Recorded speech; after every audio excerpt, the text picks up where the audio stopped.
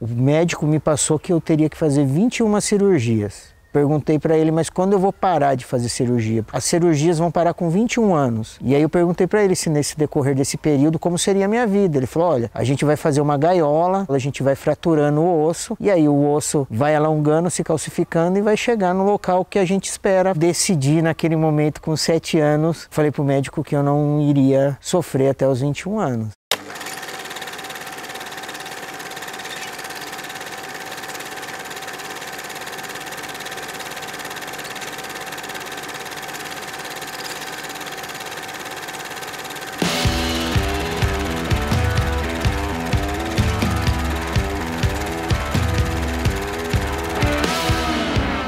Senhoras e senhores, tudo bem? Meu nome é Emílio Zagaia. Com 42 anos, eu sofri um acidente vascular cerebral. Eu sofri um AVC isquêmico. Eu não andava, eu não falava, nada. Mas agora tá tudo bem, tá excelente. Zoe, a vida é hoje. Eu estou recebendo o Thiago. O Thiago, qual é o seu sobrenome? É Thiago Pellegrini Maldonado, Zagaia. Você tem a mão, como que chama isso? Tem um número do CID, que é 615 ou 600.15, que seria a deficiência de um órgão, do órgão não, né, de um membro superior direito, onde ele veio com uma deformidade. Tentei por inúmeras vezes, eu fui indicado para ir nos Estados Unidos fazer uma cirurgia para que pudesse reparar o braço. E isso, você era criança? Isso, pequenininho. Só que nesse período, o médico me passou que eu teria que fazer 21 cirurgias. Por questão de tendão, para não perder o movimento dos dedos, né? E aí eu perguntei para ele, no momento eu devia ter uns 7 anos, eu perguntei para ele, mas quando eu vou parar de fazer cirurgia? Porque eu já fazia muito exame, então já era dolorido, né? Fazer exame toda hora. Ele falou assim, ó, as cirurgias vão parar com 21 anos. Então a gente começa agora e com 21 anos termina as cirurgias, porque é a parte que o osso não vai crescer mais. E aí seu braço vai ficar perfeito. E aí eu perguntei para ele se nesse decorrer desse período, como seria a minha vida. Ele falou, olha, a gente vai fazer uma gaiola, onde essa gaiola a gente vai fraturando o osso, e aí o osso vai alongando, se calcificando e vai chegar no local que a gente espera fazer. Mas aí eu decidi naquele momento, com 7 anos, eu falei para o médico que eu não iria sofrer até os 21 anos. Eu falei para ele que, lógico, a família pensa sempre no melhor para a gente, né? Eles falaram, você não quer, pô... Porém, quando eles estavam para uma outra terceira reunião, que era para decidir em que hospital e qual técnica ia ser usada, eu desisti. Eu falei que eu não queria fazer. A primeira questão foi essa, né? Eu imaginei eu com 7 anos, eu até os 21 anos, com uma gaiola no braço sem poder fazer nada. Sendo que eu com 7 anos, eu andava de bicicleta, eu jogava bola, eu já tinha meus amigos. Então, assim, para mim, naquela época, com 7 anos, não ia fazer diferença nenhuma ter um braço perfeito ou não. Eu acho que talvez uma pessoa que não tem um membro total possa fazer uma grande diferença. Mas como a minha questão era por uma deformidade que ainda eu conseguia pegar as coisas e fazer trabalhos manuais, que era no colégio, que faziam. E então, naquele período, com 7 anos, eu decidi não fazer. Mesmo contra meu pai e minha mãe querendo... Sim, eles queriam que eu fizesse. Eu acho que um pai e uma mãe quer sempre ver o filho bem perfeito, né? Não que você ter um braço ou algum defeito físico seja ruim, mas a gente, culturalmente, a gente quer melhorar. Você fala assim, não, filho, se dá para melhorar, vamos melhorar. Mas eu, naqueles 7, eu bati o pé e eu falei, eu não vou fazer. E aí eles aceitaram, eles falaram assim, se você tá feliz assim, a gente tá com você, então deixa, isso daí deixa para um outro plano. E aí o Dr. Gilberto, que era um médico ortopedista coordenador daquela época, ele falou assim, vamos esperar ele amadurecer então. Porque a gente não vai fazer uma coisa contra a vontade. Sim. Mesmo ele sendo uma criança, ele não deseja que a gente corrige. E os seus amigos, que falaram? Então, nessa época a gente não tocava muito nisso, né? A gente não tocava muito nesse... Eu nunca conversei com eles sobre isso. Porque na escola eu falo, com 7 anos eu queria brincar. E meus amigos também, era brincar. Brincar de carrinho, pega-pega, rolemã, perder a ponta dos dedos no rolemã, né? Ficar com as unhas roxas, puta, um mês, perder tampão do dedão jogando descalço na rua. Eu sou uma pessoa, eu não sofri bullying. Eu não sei se foi um respeito que eu me fiz permitir involuntariamente, porque eu sempre tomava atitude. Quando a gente moleque, a gente briga muito, a gente faz... Então, quando era para brigar, eu era o primeiro a ir lá e brigar, mesmo sendo menor. Eu não tenho uma estatura alta, mas eu era o pincher nervosinho. Eu era aquele cara que, quando tinha briga, eu era o primeiro que apanhava e o primeiro que ia para cima. Então, acontecia que meus amigos tinham eu como referência. Então, nessa parte, eu nunca sofri assim um desgaste que eu possa falar, nossa, eu sofri um trauma. Eu às vezes ficava espantado quando as pessoas chegavam para mim mais velhas e falavam para mim, seu braço dói? Sempre eu ouvi essa até a adolescência, seu braço dói? Eu falei, não, posso relar? Eu falava, pode. Só que o meu ciclo de rua, de escola, porque eu morava na minha casa, mas as férias era sempre em casa de primos, de um lado para o outro. Então eu dormia na casa do meu primo, dormia no outro. Então eu tinha muitos ciclos, sabe? Eu tinha a turminha daqui, a turminha de lá e a turminha de lá. E eu nunca ouvi esse problema. Houve assim, você está soltando papagaio, aí você cortava o papagaio do cara.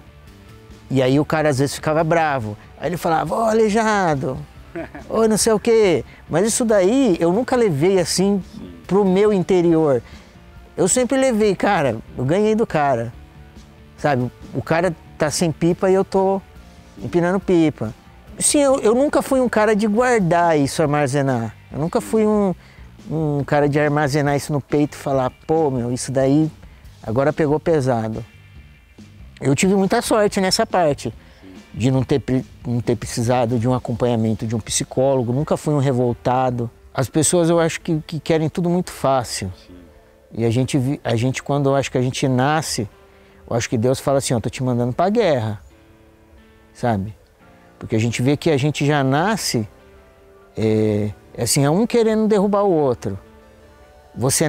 Quando você nasce e é pequenininho, é porque você é o caçula. Então, o irmão mais velho tem ciúmes de você. Então, isso já causa um grande transtorno, porque ele acha que você vai pegar o lugar dele. Na minha família, eu sempre dei muita risada, porque eu era super protegido. E aí, os meus primos falavam que quando eu ia caminhar numa chácara, minhas tias iam com o spray de Baygon atrás para nenhum bichinho relar em mim. Mas não era uma super proteção. Eu acho que eu sabia dar mais carinho para elas do que eles. Quando elas chegavam, eu ia lá, dava beijo, abraçava, falava que amava elas. E é um carinho que ela não tinha com os outros. Sim. E os outros não entenderam isso. E para eles, isso daí era uma coisa tipo, ela gosta mais dele do que da gente. E eu tenho muitos primos, minha família é muito grande. É assim, foi muito coração, até hoje a gente é muito unido. Deus. Com 14 anos eu tive uma briga com ele. Eu queria fazer atletismo. E entrei numa equipe de atletismo. Mas eu era de postura não para um atleta. Todos eram estatura muito mais alta que eu, mas eu era teimoso. Eu falei, não, eu vou ser atleta. E eu dava para mim lá o meu máximo. Só que chegou uma hora que o técnico pegou e falou assim, cara, vamos sentar aqui comigo que eu tenho que te explicar um negócio para você. Você nunca vai poder ser um jogador de basquete. Você nunca vai poder ser um jogador de vôlei. Ele falou assim, e eu tenho que te passar mais uma coisa, no atletismo não vai dar. Ele falou assim, a gente está procurando aqui pessoas de alta performance física. Ele falou assim, você vai ter que competir com pessoas que têm uma deficiência como você. Seria desleal eu colocar você na jaula com leões. Ele falou assim, você tá vendo esses meninos que estão do seu lado? Eles são o dobro de você. A altura, quer dizer, um passo deles é 2 seu. E aí ele, naquele jeito, carinhoso até, Ele passou no momento, eu entendi, mas quando eu caminhando, retornando para casa de bicicleta, parei e falei, pô Deus, que bosta, hein? Né? Eu falei, que merda, eu cheio de gás para ganhar e você me dá uma dessa? E aí a gente fala um monte de palavrão, chora, xinga ele, xinga a mãe dele. E é uma revolta íntima nossa, mas eu acho que qualquer ser humano, quando está buscando um sonho e de repente acontece de dar uma baixa pressão, eu acho que não seria só porque eu tenho uma deficiência, mas eu acho que todo mundo que estivesse naquele fato e se fosse cortado de um treino, de uma competição, ele se frustraria, né? Então foi nesse momento aí, com 14 anos, eu tive uma briguinha com ele. Mas passou? Passou. E essa parte não foi aquela briga assim que eu tive. E mais uma que eu tive é quando meu pai faleceu. Mas aí quando ele faleceu, eu falei pra ele, leva eu e deixa ele. Tudo tem um porquê. Mas é que quando a gente fala assim, dá um nó na garganta, né? Mas era uma parte... Eu sempre achei que ele fez muito mais para as pessoas. Ele botou muito amor no mundo. Deus e o meu pai também. Eu falo, por isso que na hora ali que ele estava no hospital, que os médicos estavam desenganando ele, eu com a minha conversa íntima, eu e Deus, eu falei assim, ó, me leva e deixa ele. Porque ele vai fazer muito mais falta aqui na Terra. Talvez um egoísmo meu, de querer ter ele do lado. Não é um egoísmo, mas a gente no sofrimento fala algumas coisas que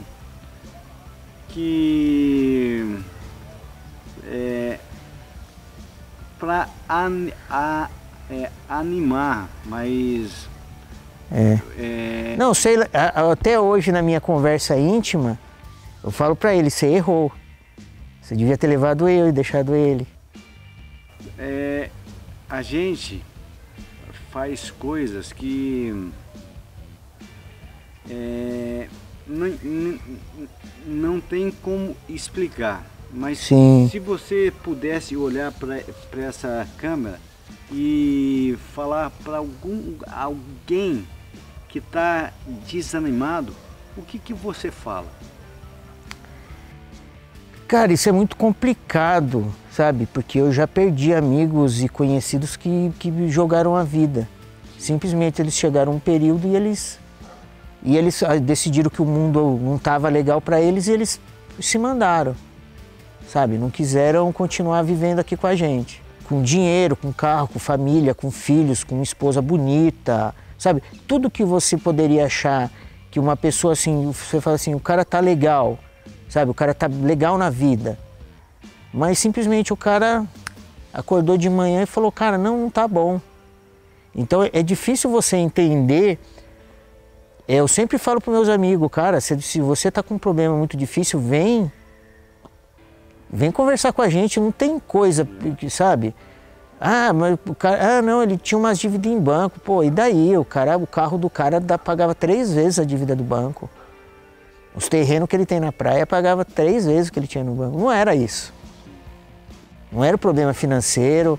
Ah, mas, sei lá, a esposa do cara é chata, tá? Larga. Sabe? Você tem que chegar para um amigo e às vezes pegar e falar assim, cara, essa pessoa tá te fazendo mal, larga dela. Eu acho que não é ruim você abrir o olho de uma pessoa sabendo que a outra tá destruindo ela. Sim. Mas é complicado, né? E eu já... Para as pessoas que vamos dizer, um adolescente hoje, que vamos dizer, ele tenha qualquer deficiência que tenha, seja nos membros, seja no cabelo, seja no peso, seja na altura, eu falo para ele que, cara, tem espaço para todo mundo. Sim. sabe? E a gente não pode ser vítima.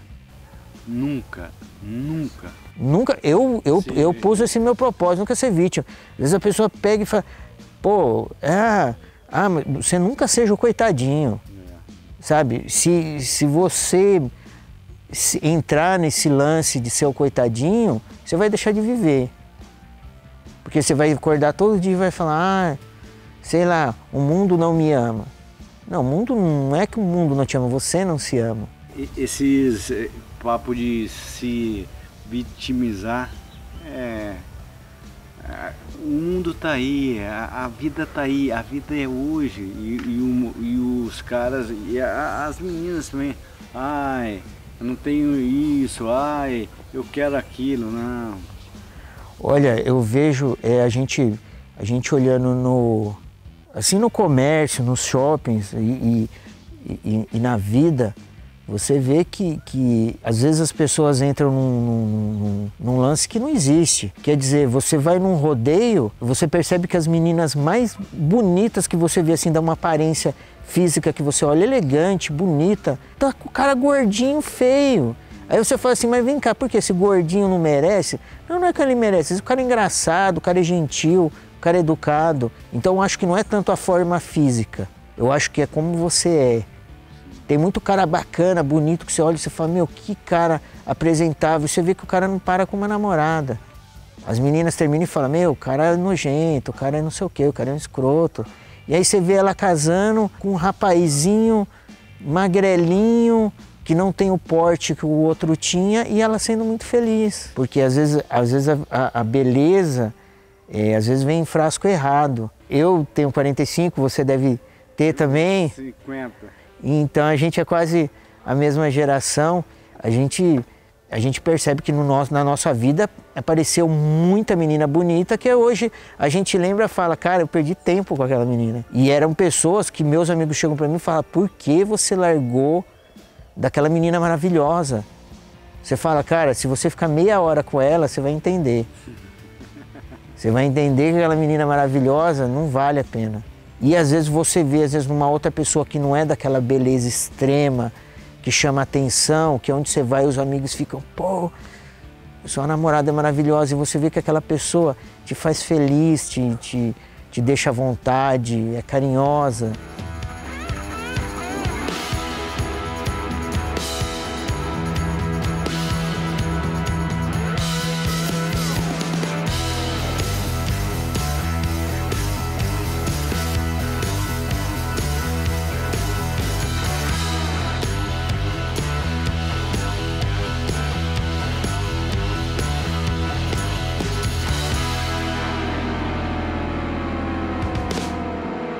Zoe, a vida é hoje.